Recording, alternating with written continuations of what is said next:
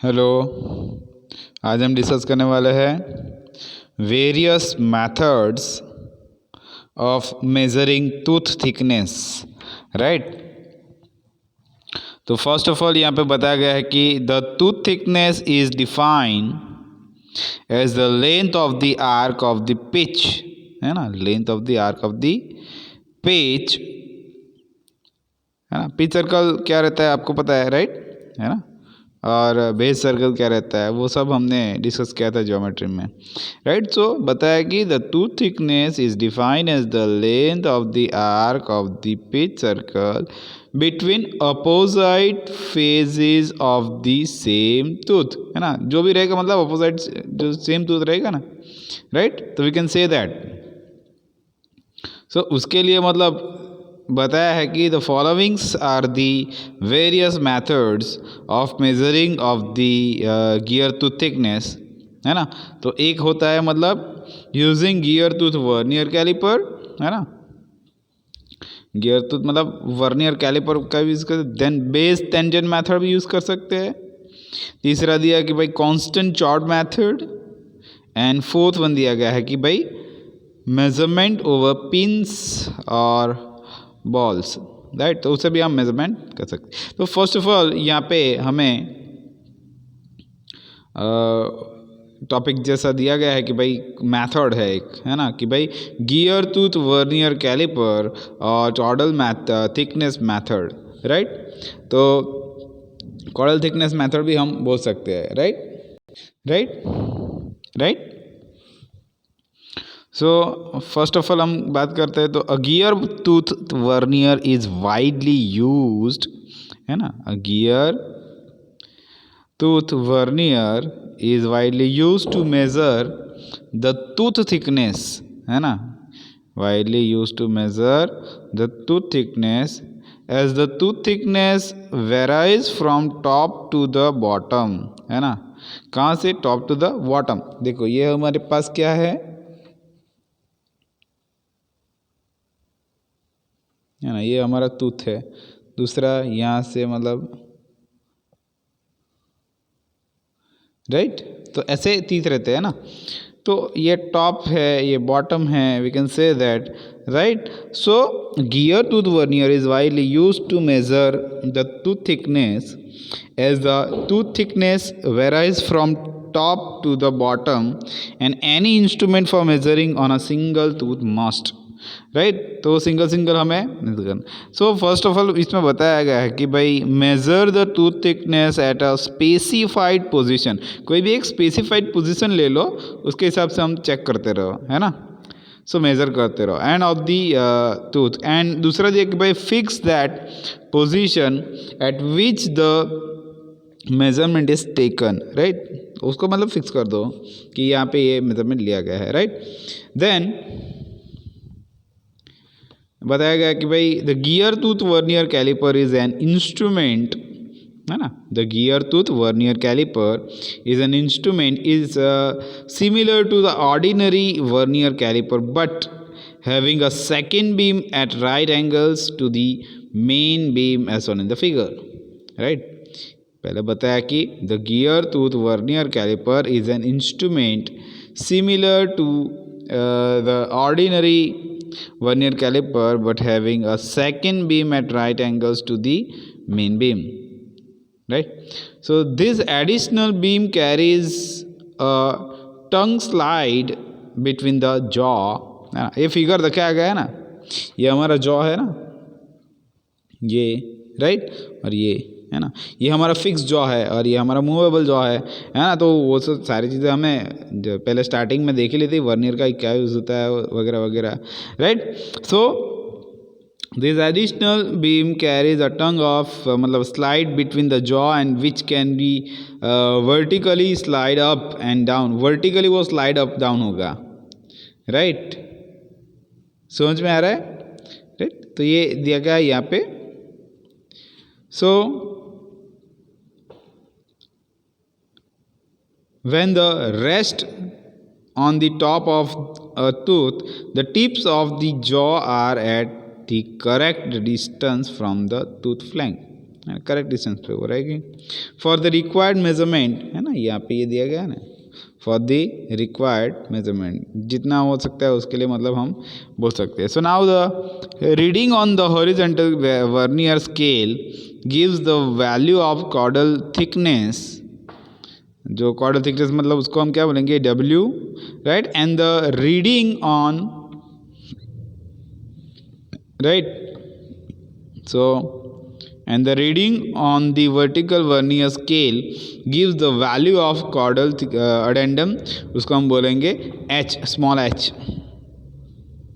right. So these measured values are then compared with the calculation, or we can say calculated value, right. तो उसके साथ हमें calibrate करना और measurement मतलब स्टैंडर्ड है उसके साथ मतलब कंपैरिजन करके हम कर सकते हैं, राइट. सो ये पूरा जो दिया गया है स्केल जैसा, तो वो क्या है, गियर टूथ वर्नियर कैलिपर है ना. तो मेजरिंग जैसे वर्नियर रहता था ना वैसा ही है इसमें, मतलब fine adjustment, then lock nut दिया गया है, वर्नियर स्केल है ना, वर्टिकली भी दिया गया है, हॉरिजॉन्टली भी दिया गया है, राइट. मूवेबल जॉ, उसको हम क्या बोलेंगे, टंग भी बोल सकते हैं, right. So first of all यहाँ पे जो कैलकुलेशन बताया गया है उसके हिसाब से हम देखेंगे तो बताया कि the value of chordal thickness W and addendum height जो है मतलब H can be obtain as follows. So AB is equal to हम कंसिडर कर लेते हैं क्या, देखो यहाँ पे ये फिगर दिया है उसके हिसाब से हम जो बात कर रहे हैं, है ना, ये फिगर हमें दिया गया है ना, तो उसके हिसाब से हम AB BC जो भी कुछ बात कर रहे हैं तो वो हो रहा है, राइट. तो from the figure AB is equal to W हमने एज्यूम किया और CE इज इक्वल टू हमने H एज्यूम किया हुआ है, राइट. तो ये जो है मतलब ये एक सेकेंड, हाँ अभी ये पूरा दिख सकता है, राइट. तो AB जो है वो डिस्टेंस क्या है हमारे पास, W, राइट. और ये जो डिस्टेंस है वो क्या है हमारे पास, H है ना, जो मतलब CE जो है वो डिस्टेंस हमें H देगा. तो ये एक टूथ दिया गया है ना, उसका मतलब क्या थिकनेस रहता है, क्या हाइट रहता है, वो सारी चीज़ें यहाँ पे बताई गई है. और दूसरा बताया गया कि ये एंगल कितना कितना है, राइट. तो वो भी चीज़ यहाँ पे दी गई है.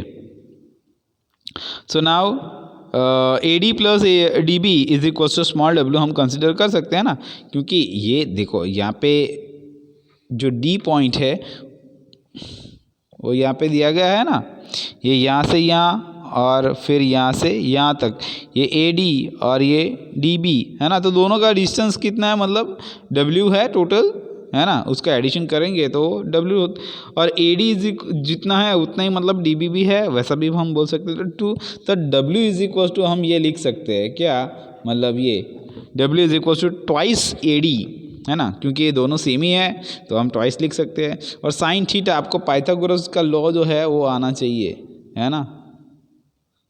थीटा ये साइन होता है, ये कॉस होता है, ये टेन होता है, राइट. स्पॉन्टेनियस मतलब हाइपोटेनियस वो सब रहता है, right. So from triangle ADO है ना, ट्राइंगल ADO कौन सा है, मतलब ये वाला ट्राइंगल है ना, ट्राइंगल ADO है ना, मतलब ऐसा ऐसा एंगल बना, राइट, है ना.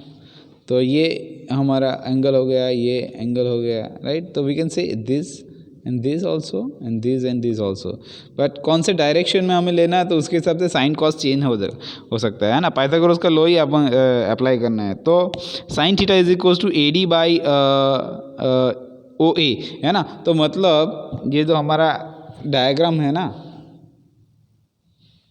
ये ट्राइंगल ऐसे दिया है ना, तो ये हमारा साइन हो गया, ये हमारा टेन हो गया और ये हमारा कॉस हो गया.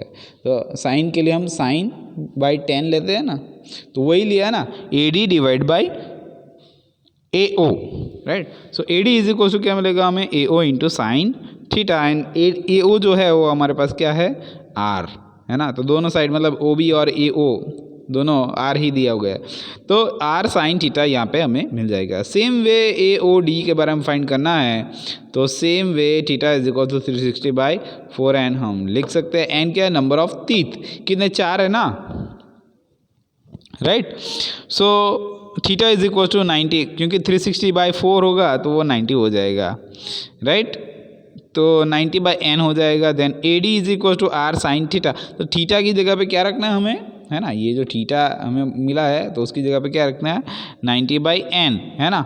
फिर बाद में A D is equal to twice A D है ना, है ना। A D is equal to twice, क्योंकि डब्ल्यू इज इक्वल टू हमें फॉर्मूला लिखा था ना, ट्वाइस ए डी था, लेकिन ए डी का वैल्यू ये मिला है तो ये हमने रख दिया, राइट।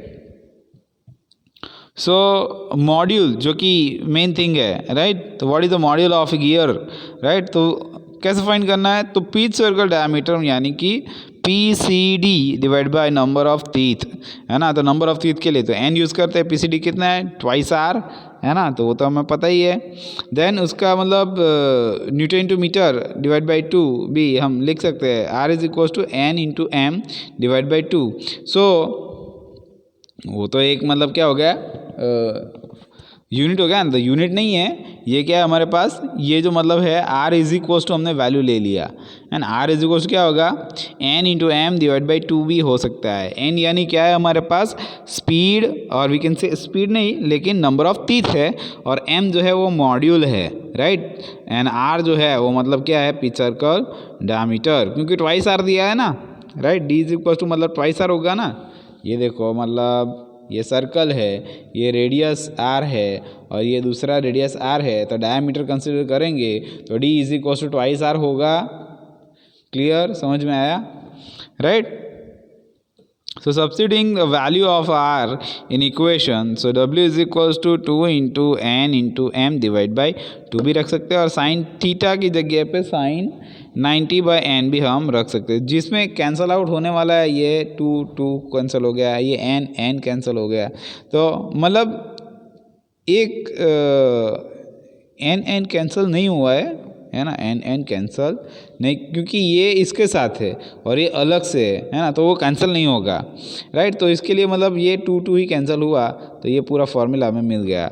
किसके लिए? तो थिकनेस के लिए w इज इक्वल टू हमें मिला कि भाई n into M sign 90/n हमें मिल गया। देन बात करते हैं कि द हाइट ऑफ, है ना, the height h can be calculated as follows. तो हाइट फाइंड करने के लिए from the figure O C is equal to, है ना, तो हाइट के लिए मतलब यहाँ से,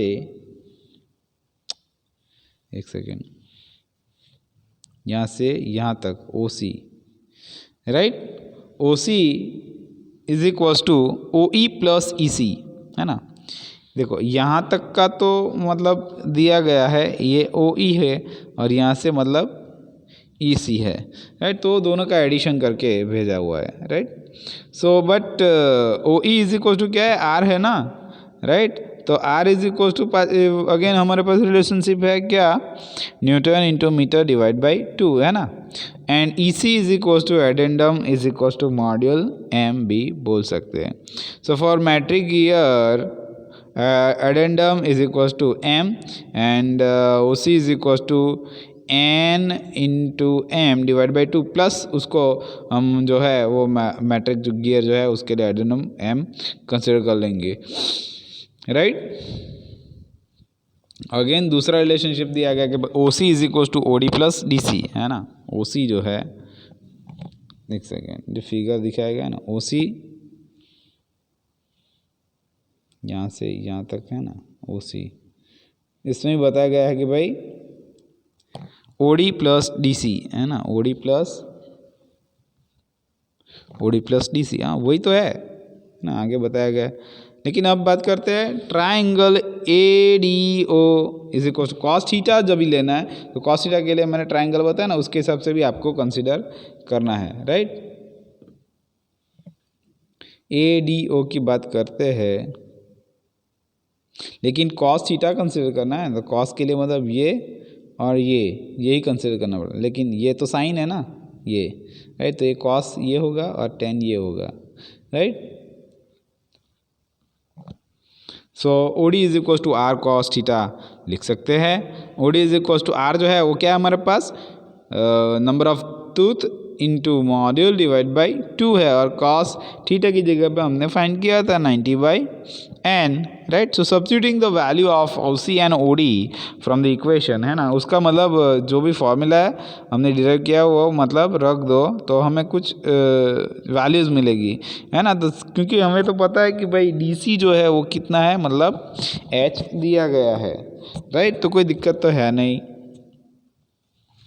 और D C is equal to हमें मिल जाएगा H is equal to new मतलब number of tooth into module divide by 2 plus M, जो तो है ही, लेकिन ये जो मिला ना अभी उसको हम ये बाजू लेके जाएंगे तो वो माइनस हो जाएगा, है ना।